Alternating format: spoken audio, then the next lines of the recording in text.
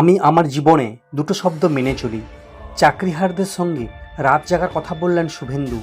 বিকাশ ভবনে আন্দোলনরত চাকরিহারাদের সঙ্গে রাত জাগার কথা বললেন রাজ্যের বিরোধী দলনেতা শুভেন্দু অধিকারী।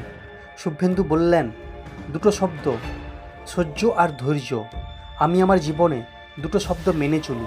মাঝে মাঝে আসবো, একদিন রাত্রিযাপন করব আপনাদের সঙ্গে।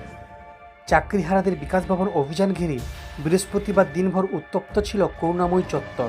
প্রথমে চাকরিহারাদের বিকাশ ভবন দখল, তারপর সেখানে সব্যসাচী দত্তের অনুগামীদের হুমকি। সন্ধ্যায় বিকাশ ভবনের কর্মীদের বাইরে বেরোতে না দিয়ে আন্দোলন এবং বিক্ষোভ, শেষমেশ পুলিশি লাঠিচার্জ। গোটা বিষয়ে উত্তপ্ত হয়েছে পরিস্থিতি। এখনও বিকাশ ভবনে অবস্থানে রয়েছেন চাকরিহারারা। তাদের দাবি স্পষ্ট, কোনো মূল্যেই তারা নতুন করে পরীক্ষায় বসবেন না। যোগ্য এবং অযোগ্যদের তালিকা স্পষ্টভাবে সামনে আনতে হবে। সঙ্গে রাজ্য সরকার যে রিভিউ পিটিশন করেছে সেটা সম্পর্কেও চাকরিহারাদের আলোকপাত করতে হবে। এখনও পর্যন্ত রাজ্য সরকারের তরফ থেকে সদর্থক কোনো উত্তর মেলেনি।